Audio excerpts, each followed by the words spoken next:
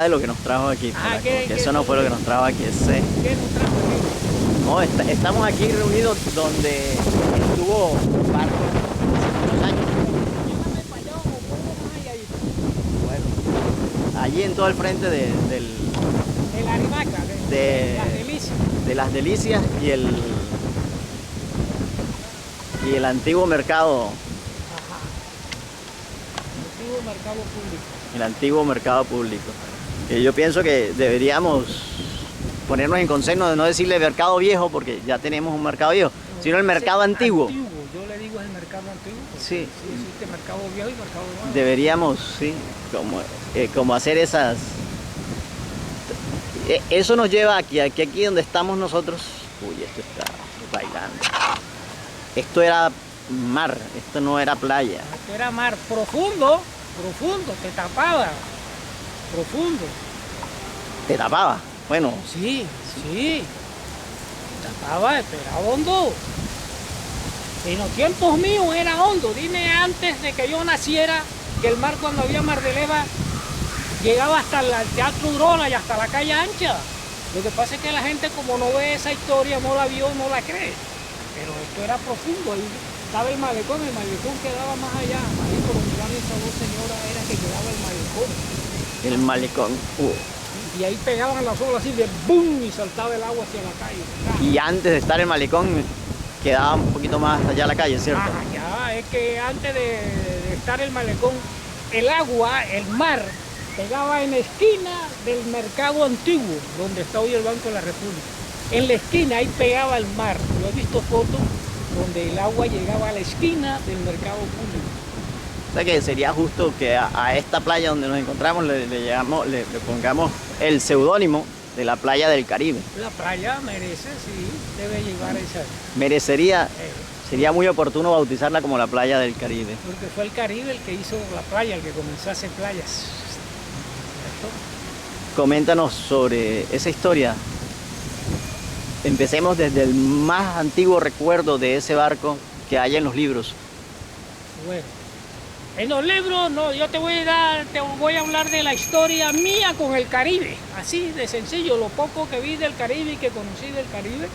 El Caribe era un barco, un mercante, era de los propietarios, era el señor Mario Pinedo Barro y el señor Marco Urujé Serrano, eran los propietarios. Era un barco que de aquí embarcaba ganado. Yo lo vi, fue embarcando ganado. Ganado que traía 100, 200, 500 cabezas de ganado, traía un señor llamado Jorge Sotomayor, un cachaco santandereano que tenía una finca por aquí por Dibuya, y él a veces se presentaba con su ganado por delante, al grito ese de que hacen los vaqueros, y llenaba toda la primera de ganado y lo llevaban hasta la Punta del Muelle, y ahí lo embarcaban en el Riguacha y en el Caribe y en el Wilson. Eran tres barcos que había. El Wilson era de madera, el Riguacha y el Caribe sí eran parecidos, eran de hierro. Y aquí lo embarcaban ese ganado para las Antillas holandesas, para Curazao, para Aruba, y también llevaban a las Antillas francesas. Llevaba Mario Pinedo el ganado para allá, un comerciante que allá en las Antillas tuvo fama, gran acogida, era una persona importante porque él era el que mantenía las Antillas con el ganado de por aquí. Bueno, entonces llega un momento en que el Caribe llegó aquí, llegó con cemento de allá de las islas de Santo Domingo. De allá traía cemento y traía artículos de consumo. Más lo veíamos descargar cemento aquí. Pero como que tuvo un percance en la máquina aquí, en el muelle de Riguacha. Y ahí permaneció amarrado por más de un año, permaneció amarrado. Ahí se fue, lo vimos en un momento en que primero estaban como 6 marinos, después desapareció el capitán y desaparecieron los marinos, quedó un solo marino. Ese marino llega el momento en que también desaparece de ahí, entonces el barco quedó solo, ahí amarrado. Entonces, en una oportunidad pudo haber sido como en el año 1956, más o menos, un grupo de muchachos de aquí, del barrio, que vivíamos en la calle Primera. Yo vivía ahí donde está el edificio La Delicia. En una casa. Una casa que hay aquí, donde está, ahí donde está la puerta del edificio de La Delicia, ahí era la puerta de esa casa. Y otro muchacho amigo mío, también, en la prisión Cirila de La Roja, ahí donde dice Macaco, ahí vivía Raúl Rojas, otro muchacho amigo de nosotros. Y nos invitamos ahí a pescar pampanito a la puerta del muelle. Un día nos fuimos más o menos después de almuerzo, como a las 2 de la tarde. Y después duramos como unas 2 horas pescando más o menos pampanito. Recuerdo que jalamos bastante pampanito, la pesca era buena allá en la punta del muelle. Y en un momento dado de diversión o de ocio o de tanto jalar pescado, digo yo, porque jalamos cada uno más de 50 pescados. Nos pusimos a jugar en el barco, pero estaba haciendo soplaba una fuerte brisa de los vientos del norte, que nosotros llamamos nordeste, los vientos alisios. Y el muelle se estremecía mucho, porque el barco lo estremecía y el rugir de las manillas de amarre, mejor dicho, ponía el muelle a temblar, mecía al muelle, la fuerza de las olas, que eran grandes, la dinámica de las olas. Y en un momento de ocio, de diversión, quizá de qué fue, nosotros zafamos del Caribe. Raúl Rojas, decíamos dice, y mi persona, y había un tercero. La tercera persona no recuerdo bien, pero él intervino después, era hijo de uno de los dueños del Caribe, era hijo de Marco Urugea. Yo creo que él se llama Víctor Urugea Enrique, él vive actualmente en Aruba. Él llegó a la punta del muelle, no sé si él ayudó también a zafarlo. Recuerdo que se empleó un término, es que está asegurado, por eso no lo han puesto a andar, están esperando el que se hunda aquí en la punta del muelle porque el barco está asegurado. Yo no sabía qué quería decir eso de seguro, yo creía que asegurado era que estaba amarrado. Eso era lo que yo pude entender en esa época, era un niño como de 12 años, 13 años. Y zafamos el barco. Por curiosidad y vaina zafamos el barco. El barco se fue despeando. Pero el otro compañero, Raúl Rojas, él se mete al barco y no se tira, no salta al muelle, a la punta del muelle. Y él se quedó en el barco y él venía de la brisa, esa tarde de nordeste, más o menos como a las 4 y media, 5. Yo tuve un rato de allá hasta aquí. Ahora el muelle, la punta del muelle quedaba 70 metros más allá de donde tú la ves ahora. 70 metros.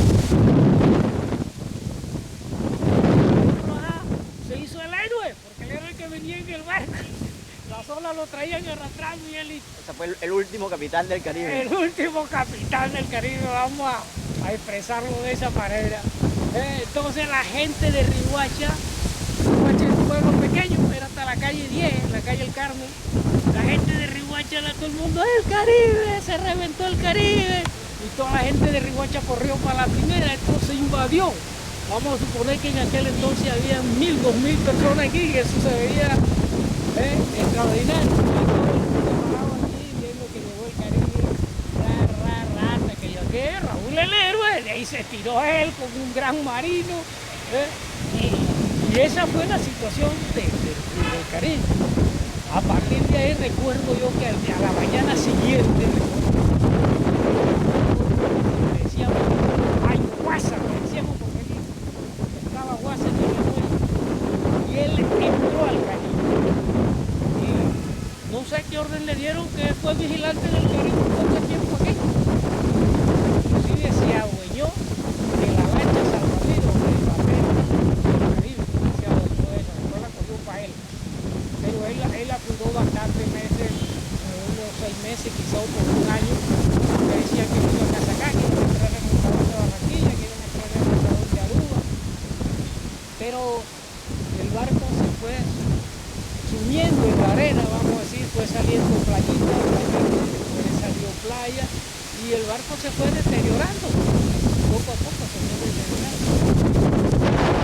El barrio El Guapo, el barrio El Pimpá, barrio La Boca del Lobo, nosotros parábamos en el parque y hay veces que no teníamos para la entrada al cine, entonces nos metíamos al Caribe con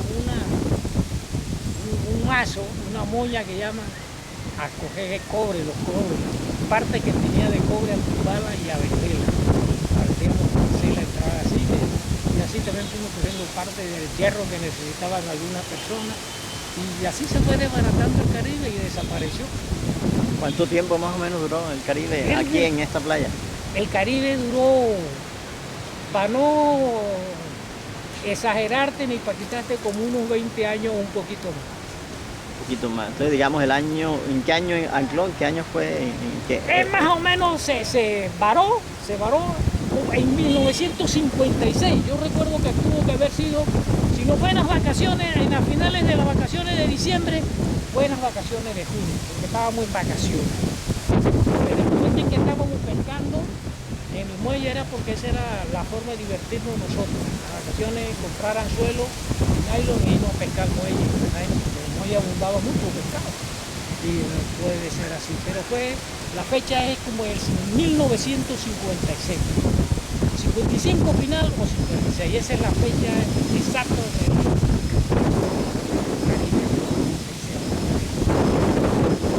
Y como tú lo puedes apreciar en la fotografía. O sea que estuvo hasta el 76 más o menos. Más o menos, por ahí, 76, 80, se veía todavía parte del Caribe. Y fue entonces desintegrado mazo a mazo. A masazo limpio, le caía por nosotros.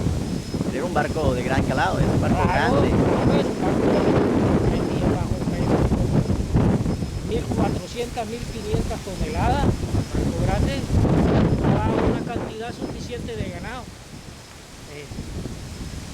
Lo ven la foto muestra el tamaño del Caribe, la flora del Caribe. Esa es la poca historia de que yo te puedo hablar de ese barco, que nosotros lo hemos convertido en una leyenda. Siempre hablamos de los muelles del Caribe, de ese entonces. Después comenzaron a sembrar los barcos de poco. Primero había sembrado allá del otro lado del muellecito. Aponte había sembrado unos arbolitos. Pero acá no había playa. ¿Arbolitos de qué? De coco. Ya no habrá ninguno de esos. No, todos los árboles grandes, altos que tú ves del otro lado del muelle fueron sembrados por los militares. El alcalde era Eduardo Ponte González, era capitán en ese entonces, era teniente Eduardo Ponte González y el intendente era Jorge Villamizar Flores. Me cuenta mi padre que el maestro Arón también sembró algunos árboles de Ah, es posible.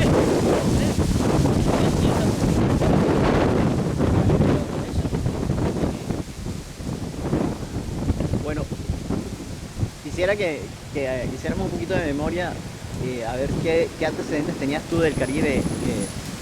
O sea, tú me dijiste que era un barco de una persona de acá, pero antes, ¿de dónde vino ese barco? O sea, la procedencia de ese barco, era un barco... ¿Y qué hacía ese barco antes? ¿Y cómo se llamaba antes o si siempre se llamó el Caribe? Desde que llegó aquí llegaron 3 barcos que fue de esa sociedad que te mencioné, del señor Mario Pinedo Barro y del señor Marco Pérez Serrano. Una sociedad, dos tipos, estos dos son de aquí, pero se fueron a vivir a Barranquilla. Barranquilla era el boom de la sociedad, ellos querían ser sociables y se iban a vivir allá. Y que yo haya conocido al Wilson al Caribe por 1950 más o menos, 50, 51, lo vi por primera vez porque yo, como te digo, vivía ahí y todo era conectado con el mar. Por eso el mar es una ilusión mía, es una fantasía. El fruto de mi fantasía es el mar, porque yo viví siempre aquí en la calle Primera. Yo nací en el callejón de la Tiza, ahí se dice hoy Conecta 2, y después nos mudamos para acá, como se murió la mamá mía, la religión, nos fuimos a tocar y después nos vinimos. Pero el que yo haya visto, que diga de dónde apareció el Caribe, de dónde apareció el Wilson, de dónde apareció el Riguacha, yo no sé dónde lo construyeron, pero sí la sociedad de Barros y Brujé, de Pinedo y Brujé, ellos tenían todo de Barranquilla. Lo más probable es que lo hayan traído de Barranquilla. ¿Por qué? Ellos antes de eso tener esos barcos, también tuvieron unas barcazas, también la trajeron ellos. La veía que venían de Barranquilla, cargadas de zinc y de un poco de víveres y toda esa vaina. El Alfa y el Omega se llamaban las barcazas, las recuerdo bien. Luego se fondeaban ahí, fondeaban aquí en la orilla, eran planas, venían a la orilla y nosotros nos bañábamos y nos tirábamos ahí en la barcaza. Pero lo más probable es que lo hayan traído de Barranquilla. La construcción de ellos, no sé de dónde fue la construcción, pero ellos vinieron de Barranquilla para acá. Con la sociedad, Pinedos y Brujeros, los Brujeros fue de Barranquilla. Bueno, hablando más del barco, ¿qué hacían los adolescentes y los jóvenes de esa época en el Caribe? Bueno, además de sacar, porque bueno, si tenían acceso para sacar, me imagino que también se iban a soñar que eran capitanes de barco y a soñar que estaban en alta mar. Toda esa fantasía, todas esas ilusiones, nosotros nos montábamos en el timón del Caribe y comenzamos y a dar rumbo, no sabíamos el rumbo, pero comenzamos, por el norte Franco, con tantos grados, así, a la loca patrolando, porque no conocíamos de rumbo. Además nos servía para ponernos a jugar, jugábamos al escondido. Siempre la ilusión de nosotros, la fantasía en Navidad era que los papás de nosotros nos ponían revólveres, ¿ves? Y jugar a los bandidos, que decíamos, no vamos a jugar a los bandidos, con la ilusión y la fantasía de las películas de vaqueros que nos presentaban en el Aurora, el Teatro Aurora, nosotros las aplicábamos aquí, y el Caribe era una zona de escondite. A ver, en otras vacaciones inventábamos unas escopetas con cauchera, le metíamos coquito, en el parque había unos árboles, unas palmeras de coquito, botábamos un fruto así redondito, y ahí nos tiroteábamos con esa vaina y nos dábamos en el cuerpo. El Caribe sirvió para toda esa vaina y muchos otros pelados también venían de por allá a jugar, Libertad, ¿viste? Otros venían hasta bañarse. Nos bañábamos en el Caribe. Algunos, recuerdo un amigo, no sé quién fue, una raya lo puyó una raya, no recuerdo así la persona, pero alguien lo puyó una raya aquí en el Caribe, en esta parte. ¿Y el Caribe estaba sumergido? ¿Qué parte estaban bien? No, el Caribe, cuando se varó, el Caribe estaba totalmente sobre la superficie, varado. Hasta donde llegó, pudo llegar con Chiquilla, ahí quedó varado, completito. Se fue haciendo playa, se fue acumulando arena, la playita, pero siempre se mantuvo a flote, siempre se mantuvo orgulloso en la orilla del mar del Uruguay, en la playa Caribe. Pero siempre para montarse tenían que mojarse, tenían que pasar el mar. Sí, pues claro, un pedazo de mar teníamos, nos daba hasta el agua aquí a veces.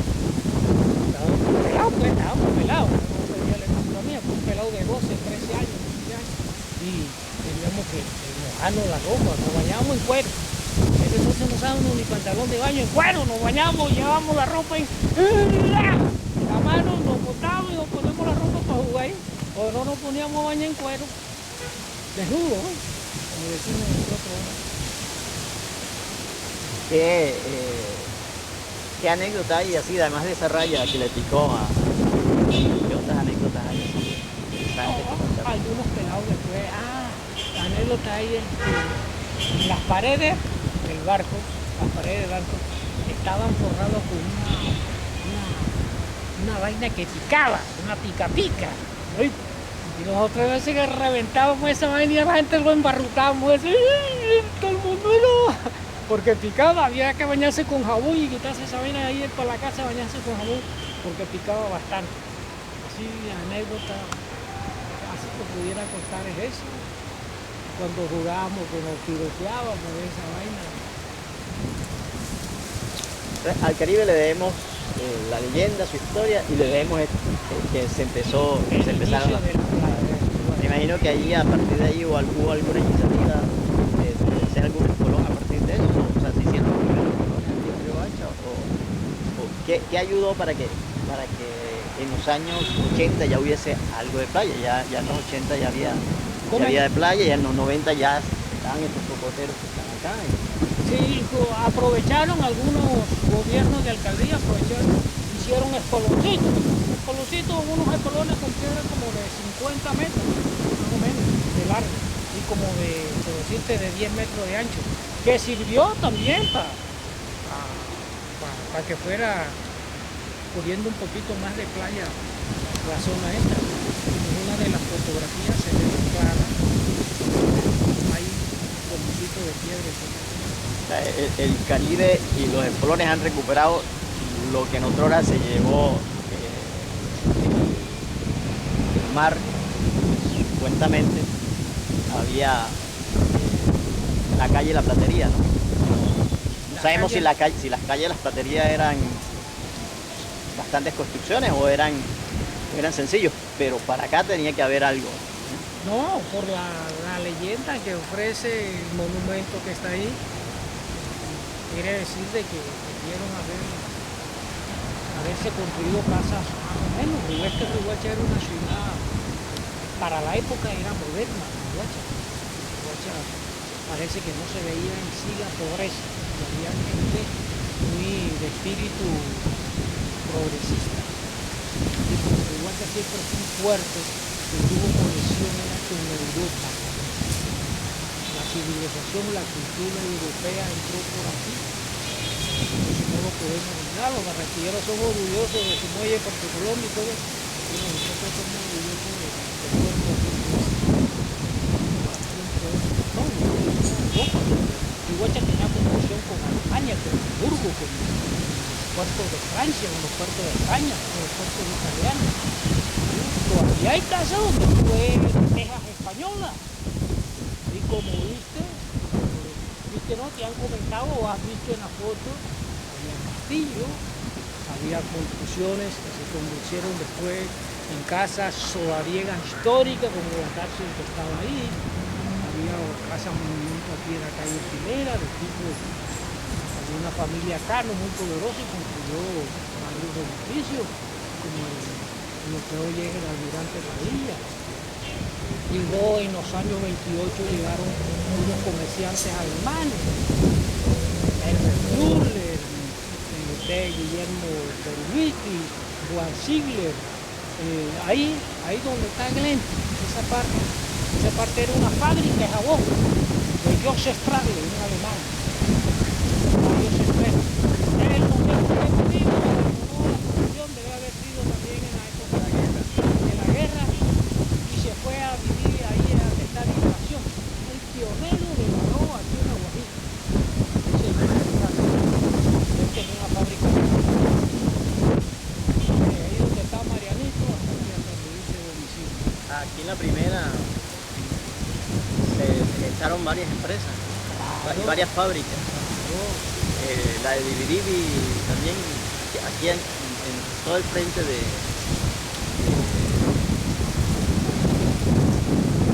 la construcción de los hermanos capuchinos también había algo, ¿no?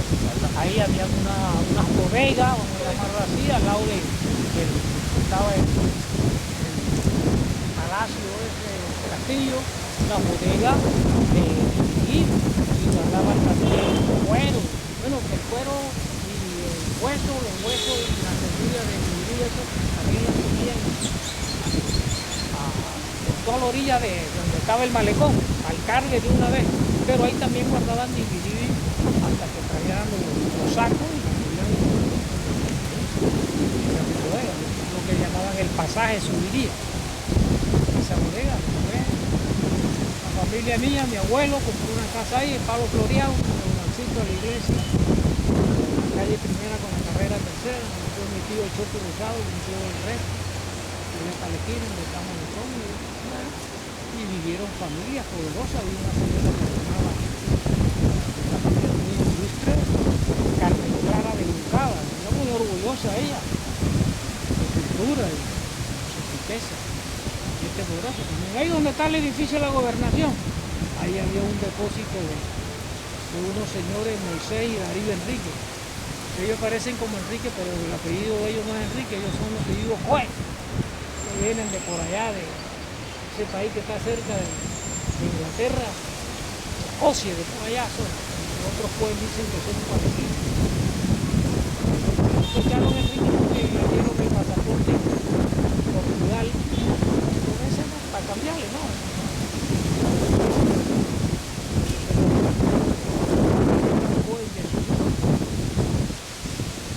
Judío. Hay mucha herencia judía. Ahí donde está ahora el edificio el Hotel Caroa, ahí te da una explicación muy buena, que era de Elia Nichari, francés.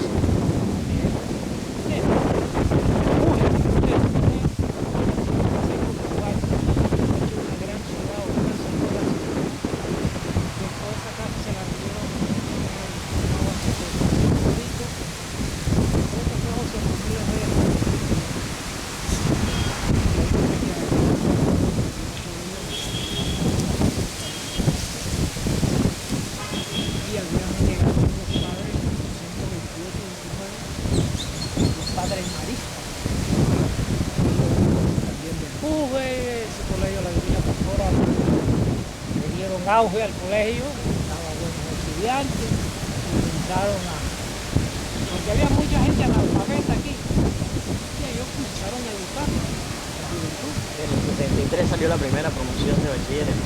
Más o menos.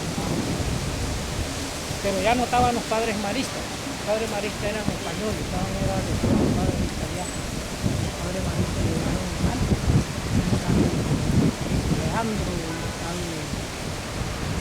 Terio, Padre Juan, muy educados, eran todos, casi todos. Que llegaron los capuchinos con el 50, 51, llegaron los italianos, que fueron la redención. Tarcisio, hay que hacerle un monumento a Tarcisio aquí.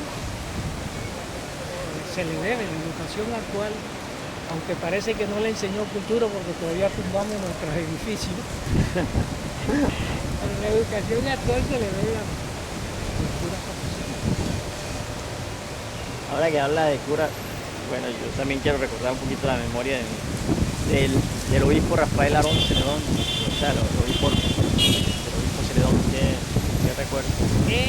Lo he oído mencionar, pero así, el obispo Celedón, creo que le da una fama al obispo Atanasio. Tiene mucha fama. Él fue el que construyó ese edificio donde estaba la cárcel, que tumbó la señora Meña. Dice ella que de forma inconsciente, pero ese edificio lo construyó Atanasio.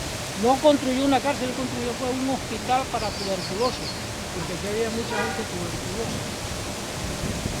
Ese conozco lo dice Roy Villalba, también he oído hablar mucho de eso.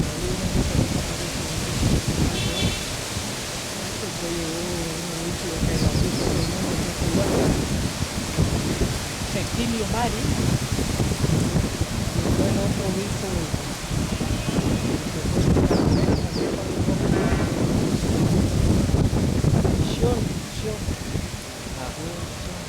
también lo quiso mucho. Pero este que tú me dices, Celedón, he oído mencionado, pero no tengo en la cabeza. El liceo Rafael Celedón. Era obispo del Gran Magdalena. No, yo no vivía aquí, yo soy indio del pájaro, soy pajarero, nací en el Callao de la Brisa, pero siempre me siento orgulloso y ufano de ser pajarero. Yo viví mi niñez de 1 a 8 años, lo viví en el pájaro.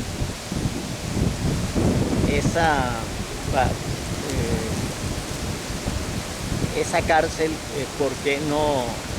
Bueno, tú me dices que primero era como una clínica, algo así, ¿no? Pero Un hospital de tuberculosos. Pasó luego a ser una cárcel. ¿Por qué no? ¿Por qué la historia no? ¿Por qué a Papillón no lo colocaron, no lo metieron allá, sino lo metieron allí donde estaba la discoteca? Antes de la historia de Papillón, cuando se habla de la historia de Papillón o del mito Papillón, eso todavía era un mito.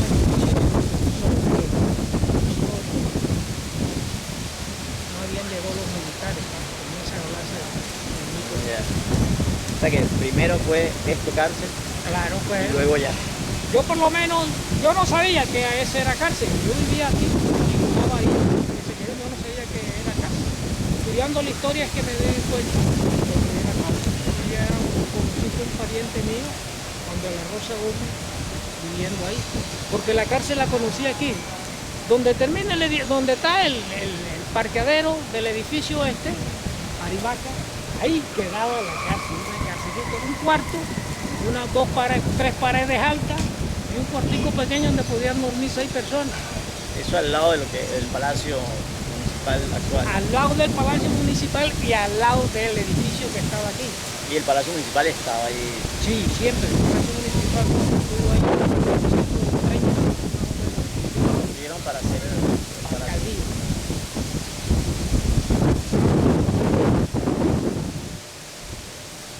Bueno, cerremos entonces la historia esa del Caribe y lo que tiene que ver al lado del Caribe. ¿Tienes algo más que contarnos del Caribe? No, del Caribe esa es mi pequeña historia que tengo de Entonces hablemos ahorita de otro barco, hablemos del Flora. ¿Tuvieron alguna conexión incluso como para irlo hilando, el Caribe y el Flora? Y ¿fueron en épocas parecidas? ¿Qué hay? ¿Por qué el Flora se volvió más famoso que el Caribe para la gente que no es ribanchera? tiene su historia, tiene su causa. Eso. El Flora era un mercantil de oro. Fue construido en el puerto base de Agua en 1921, mucho antes que salir. 1921.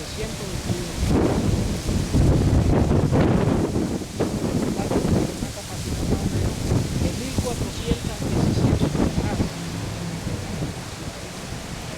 Comparado con el Caribe, Un poquito más grandecito que el Caribe, un poquitito. El Caribe es un barco moderno para la época de eso. El Flora tiene fama, la fama del Flora es por el movimiento. El Flora, por la ruta que traía, por el movimiento ese que hicieron en el paso, ahí en la punta del sol en el paso. Se nota que venía de Europa, era de nacionalidad holandesa, era el Flora. Él venía de Europa. Muchos dicen de que quizá el puerto definitivo donde iba a llegar a Nueva York, pero por la ruta que traía.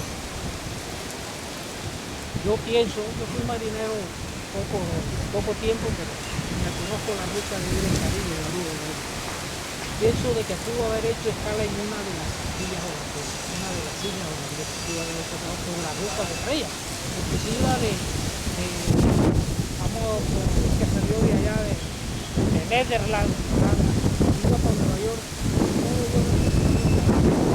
menos derecho, casi como un norte franco, y no tenía por qué tocar las aguas de aquí de la costa del Caribe, de la costa de la Guajira. Entonces, yo supongo que el Flora venía de Holanda. Toca una isla, las islas holandesas, una de las islas holandesas, quizás de Caruana, y venía más o menos norte arriba de los Monkeys, pero cuando llegan aquí cerca a unas 200 millas de Cuba, cerca a Punta Gallina, ellos sienten, quizás tenían radar de que eran un exceso, quizás no veían nada a flote, pero quizás tenía su radar, le decía de que algo venía detrás de ellos. Entonces vino buscando costa, ahora vino buscando costa, pero ya se hacía de noche, más o menos como a las 5:30 de la tarde es cuando están cerca al mar, cerca a Punta de los Montes. Y ahí fue donde se sintieron unos cañonazos, un submarino alemán, el U-159, un submarino que hunde a Flora. Era el capitán del submarino, era Helmut White. Para describirlo así, H mayúscula, U, L, M, E, T.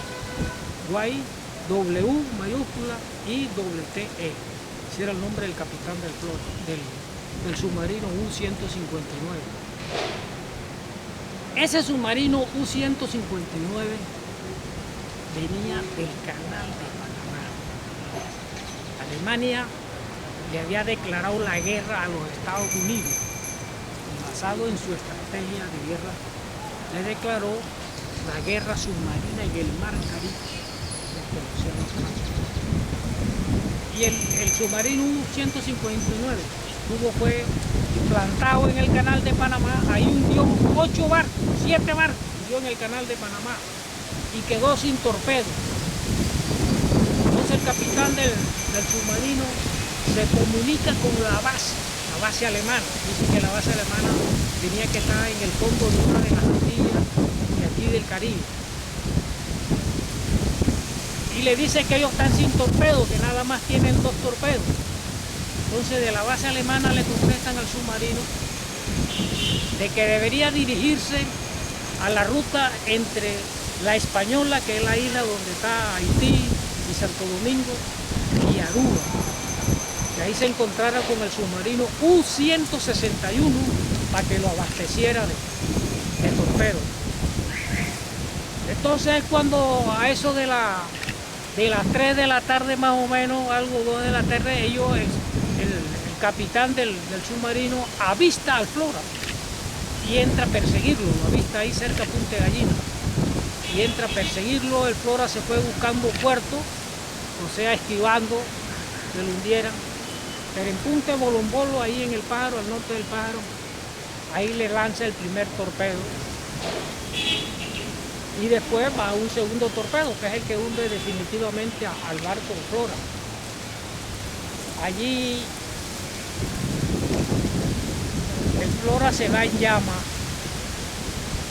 y el maquinista del Flora, Petrus Frank van Bortuisen, ese es el nombre del maquinista, es escogido por la llama, se quema casi todo el cuerpo porque él quería salvar al capitán. El capitán estaba renuente a tirarse, no quería abandonar al Flora, al barco. Y el motorista y los otros marinos le decían que se tirara, capitán, que se tirara.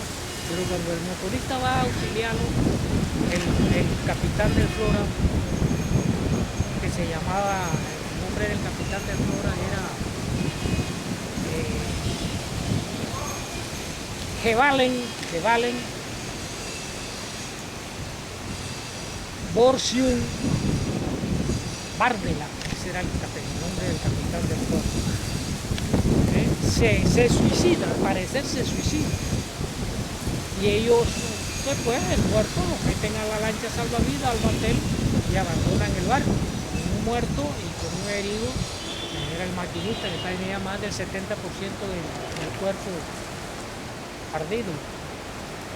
Ellos en ese momento se encontraba pescando un pescador cerca donde ocurrieron los hechos, se encontraba un pescador del Pájaro, era rihuachero pero vivía en el Pájaro. El pescador se llamaba Toño Pérez, se llamaba José Antonio Pérez, pero le decían Toño Pérez.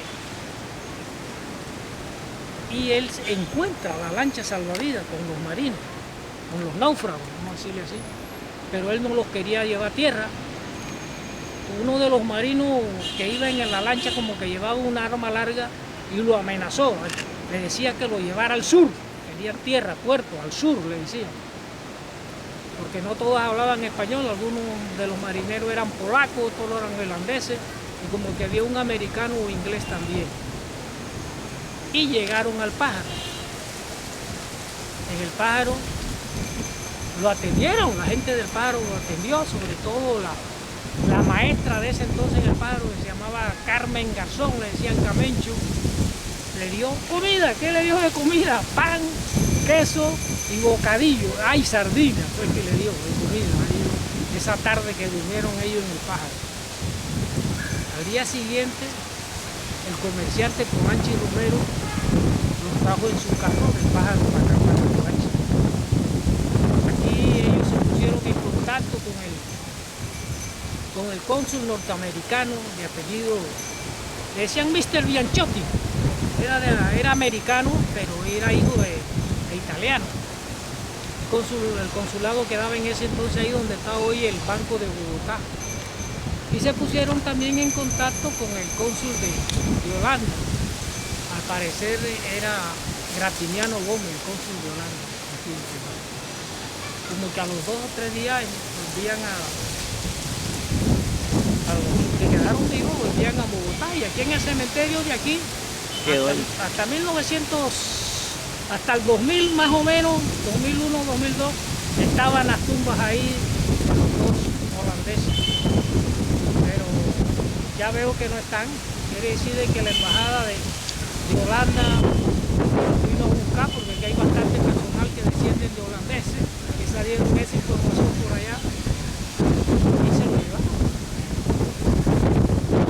Entonces esa es una de las razones por las cuales tiene Flora tan fama. Además el submarino, el U-159, después que un día Flora sigue buscando la ruta al norte, entre las Antillas, entre Santo Domingo y Aruba, para hacer contacto con el submarino U-161. Pero a la mañana siguiente, cuando está frente a Taroa, ahí cerca también a Punta Espada, avistan un carguero yugoslavo que también venían en esa misma ruta. Pero ya el submarino, el U-159, no tenía torpedo.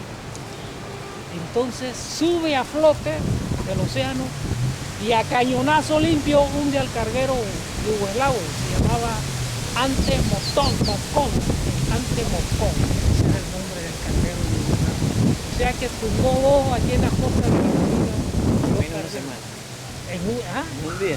un día, si se quiere, un día. La Flora lo hunde a las 5:30, 6 de la tarde, y al Ante Moscón lo hunde más o menos como a las 7 de la mañana. Es más o menos la historia de... Bueno, ahí en esa parte se me olvidó algo, o no me contaste, no sé si no te oí porque estás tomando fotografía, de que aquí llegó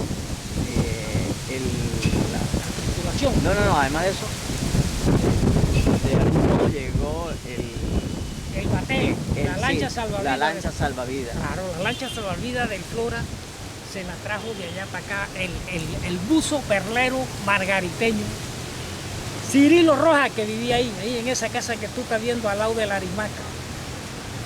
Esa casa era de Cirilo Rojas, es un hombre margariteño, pescador perlero. Él se trajo el batel del Flora de Pájaro para acá. Y ahí donde está el cementerio de los barcos, o sea, donde estamos nosotros prácticamente ahí. Pero el mar, aquí era hondo, el mar quedaba, a la orilla del mar quedaba donde está el separador de aquel lado. Nada más que cabía un solo carro. De ahí donde Cirilo Rojas, hacia allá hacia la cárcel, nada más que cabía un solo carro de ida. Si se encontraban dos carros, uno de los dos tenía que, desde ahí, de donde está esa casa blanca con verde, hasta allá está la cárcel. Pero la cárcel ahí ya no había malecón, el malecón lo habían hecho hasta aquí apenas. Ahí no había malecón, el agua nos llegaba. La casa de la abuela mía, la casa blanca que está allá donde está aquel restaurante. Y el agua nos llegaba de aquí a donde está ese basurero que está ahí. Así, 6 metros, era de ancho la calle, ahí llegaba el agua.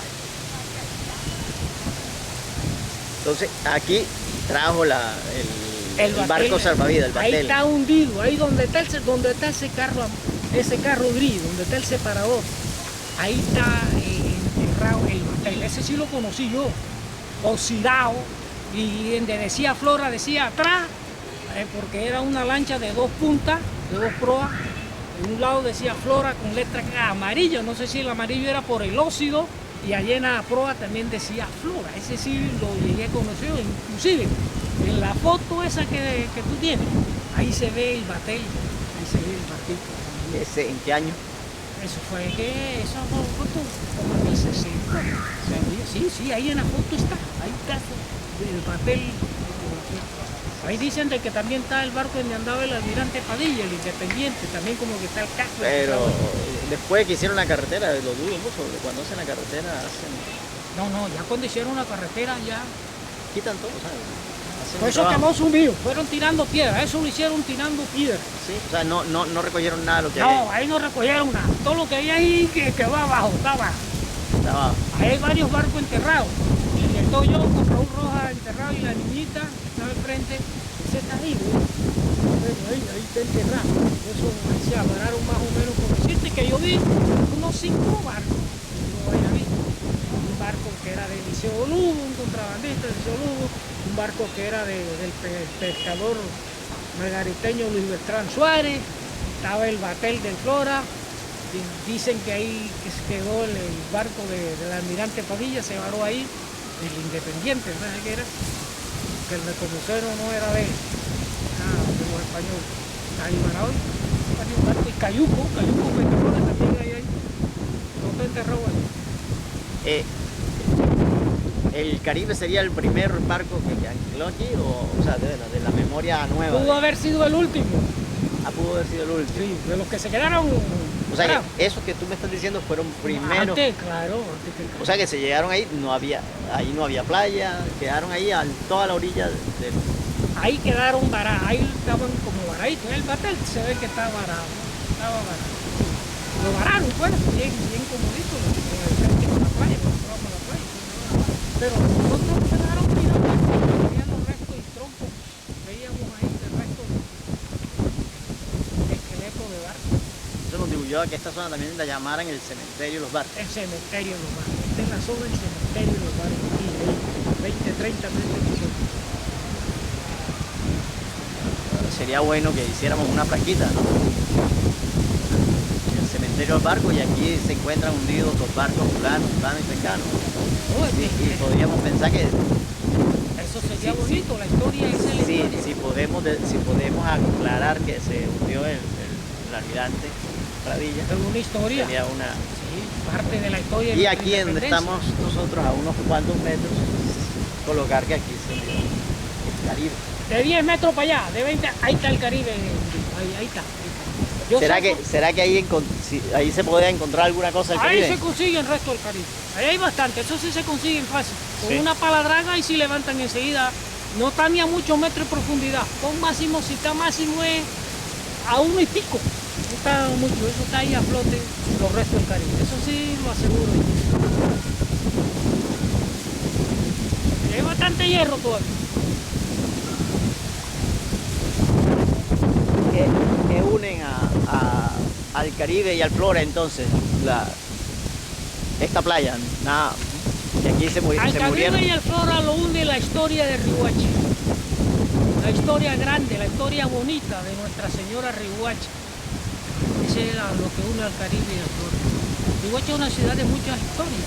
Lo que pasa es que nosotros no sabemos valorar la historia. Te vuelvo a repetir en las cámaras, de que la ignorancia nos mata. Nosotros somos analfabetas funcional, quieran ustedes o no querramos nosotros. Estamos en eso, nosotros no leemos. La gente de aquí quiere aparentarte que lee, que él es sabijondo, que él es prócer, hablándote, te cansan de hablando y escupiéndote la cara.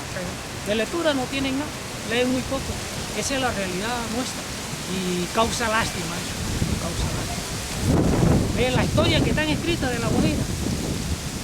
Es una belleza. Fíjate que escribió muy poco, pero escribió bonito, Gabriel García Márquez. Y todo el mundo dice, yo cada vez que hay festival o veo por la televisión escritores de Europa y tal, no es que La Guajira es una belleza, porque Gabriel García Márquez lo dijo así y no habló mucho de La Guajira. Antes de Gabriel García Márquez escribió el que escribió La María, Jorizá estuvo aquí. Jorizá estuvo aquí y escribió bastante de La Guajira. Jorizá vivió en Puerto Estrella, ahí en Puerto Falso vivió. En agosto de 1935 él vivía allá en Puerto Estrella, Jorizá. Él duró sus días ahí en Pancho, Jorizá. Nosotros los guajiros no sabemos eso. Nosotros nos da pena todo. Nosotros nada más que somos envidiosos. Eso no lo puede negar nadie. Es un estereotipo que tenemos particular. Esa es la realidad. Discúlpame que te lo diga, pero la verdad, dilo así, la historia que diga eso. Nos mata eso, nos está matando. Hay que leer, hay que investigar bastante. Ahí tengo 2 libros, disculpa que aproveche la cámara. He ido, fui aquí al Fondo Mito. Y el señor director del Fondo Mito, que sea tu familiar, un señor, disculpa, que anda en silla de ruedas, me miró hasta mal, de esta manera, así me miró. Yo fui a proponerle conocimiento. Él me miró mal, yo salí de ahí humilladito. Estoy detrás en la Universidad de La Guajira mostrando la historia. Mis libros son historia de Riohacha y de La Guajira. Que no la gente la conoce, pero no la conoce. Mira cómo me pronuncia. Queriendo mostrarle al mundo eso. Ahí está en la historia de La Guajira, en la Universidad de La Guajira, mamándome gallitos ahí de Riohacha. Yo sé que alguien se ocupará de eso. De seguro. Luego del Flora me contaban también que traía cerdos, o sea, que traía en barriles. De esa carga La que carga podemos... de Flora sí traía barriles, antes como que venía la comida en barriles, llama uno, y venía llena de orejitas y de cola de cerdo. Ahí, así la carga. También traía Coca-Cola, una botella así pequeña, más o menos, unos 20 centímetros, gordita. Traía una cerveza de casco verde. Te digo de casco verde porque mientras yo vivía en El Pájaro todavía pululaban por los suelos cascos de botella de esas. Que yo te diga la marca de botella, te miento. Hacía Heineken, como que haya sido tal, mentiras del polar. Pero sí conocí botellas de Flora, porque andaban por la calle, por la playa. Los pescadores, los buzos, lo que más sacaban era cerveza. Igual, me dicen que en El Pájaro hubo un momento en que duraron más de un mes sin tomar agua, era pura cerveza, todo el mundo tomaba.